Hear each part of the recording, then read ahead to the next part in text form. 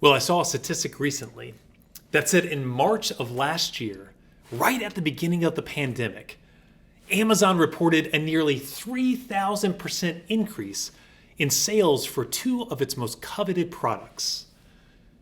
Now, what was flying off the shelves at Amazon? Was it N95 mask and hand sanitizer? No, was it Clorox wipes and gloves? Well, no. No, in fact, the products in question that was selling so quickly at Amazon were baking products. People were looking to purchase yeast and flour. You see, when the pandemic began, online interest in how to bake your own bread, it absolutely exploded. Google reported a spike in searches for people looking for recipes for sourdough and banana bread and pita and brioche and naan. For some reason, last year was the year when we all fell in love with a 14,000-year-old hobby: bread baking. And why? Why did people fall in love with this pastime? Well, different people will give you different reasons. Some people say the reason they bake bread is because it's a form of mindfulness. Baking the bread, it stimulates the senses, it keeps you in the present moment, keeps your mind from wandering someplace else. Other people say the reason they bake bread is to feel like they have a sense of control in their life. When everything else around them is so chaotic, baking a loaf of bread gives them a sense of agency. Still others say the reason they do it is because it makes them into more social and generous people. They bake the bread just so they can give it away.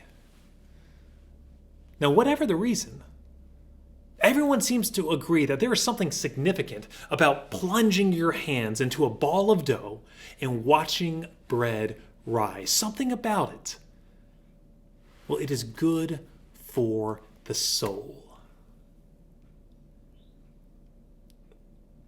And maybe that's why one of the most beloved parables Jesus ever taught is the parable of the leaven, where he said to his disciples, the kingdom of heaven, it's like yeast that a woman took and mixed in with 3 measures of flour until it worked all through the dough.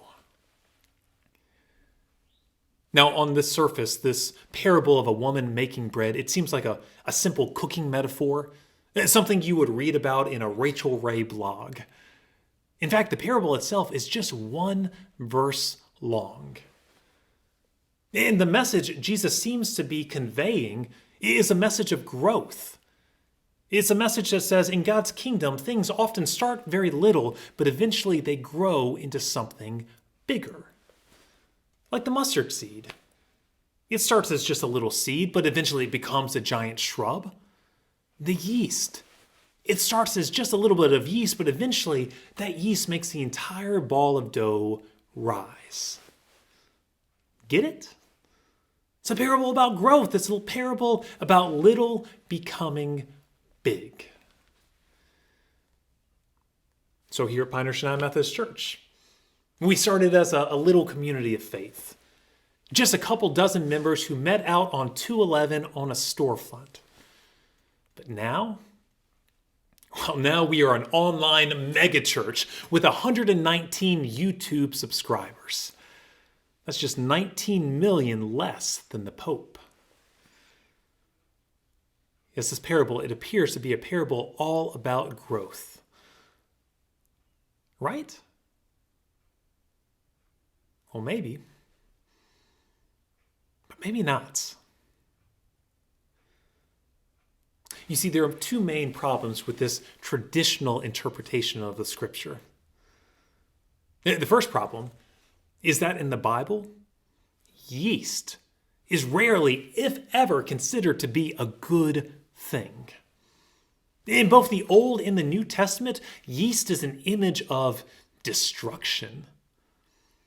That's why the Israelite people made unleavened bread during the Passover. That's why Jesus said to beware the yeast of the Pharisees. That's why the Apostle Paul said that a little bit of yeast spoils the loaf, which was his way of saying one bad apple spoils the barrel. Yeast in the scripture, it is a corrupting force. Don't forget it's a fungus, and it infects everything it touches. So it seems a little bit odd that Jesus would be praising the power of yeast in this parable. That's one problem with the scripture. Now, the other problem in this passage has to do with the amount of bread this woman seems to be making. 3 measures of flour? That's a bushel of flour. That's 128 cups of flour. That's 50 pounds of flour. You know, this woman is not making an insignificant amount of bread. It's not a little bit of yeast that becomes a slightly larger loaf. No, this woman, she is making enough bread to feed an army. So what does this parable mean? This story of a woman who makes a massive amount of bread and then infects it with a corrupting force. What is it supposed to teach us about the kingdom of heaven? Well, I think the answer to this question is actually found in the way in which the woman mixes the flour and the leaven together. You see, the verb Matthew uses in this passage is a Greek verb encrypto.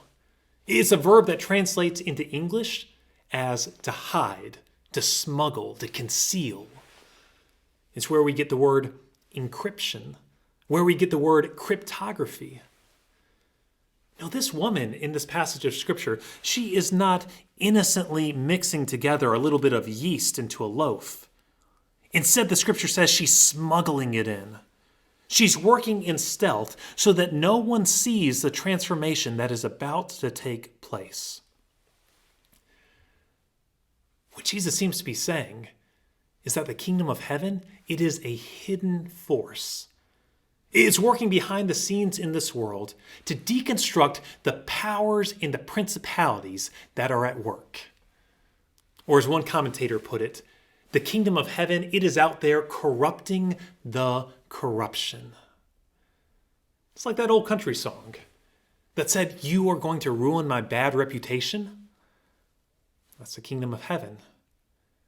It's at work in the background, silently bringing about God's justice. In that kingdom, well, it will show up in the most unexpected of places. Maybe you saw the movie that came out a few years ago that chronicled the life and work of Fred Rogers, the venerable Mr. Rogers, who in 1969 invited a black police officer named Officer Clemens onto his program. Now, in the episode, Fred Rogers invited Officer Clemens to sit with him and to wade their feet together in a wading pool. It was a hot day outside. They took off their shoes, they put their feet in the water and splashed about while chatting. Now, on the surface, this invitation seemed harmless, just a little bit of hospitality. But make no mistake about it, Fred Rogers, he was lighting a stick of social dynamite. Because at that time, in our country, there was a national conversation taking place about the integration of swimming pools. Even after the Civil Rights Act of 1964, many local leaders were fiercely opposed to the idea of black and white children swimming together. They didn't think it right. They didn't think it natural. So Fred Rogers saw this injustice, and he did what he always did. He preached the gospel. And he got down on one knee, and he took a towel, and he dried Officer Clemens' feet. For a brief moment, there on a children's television program,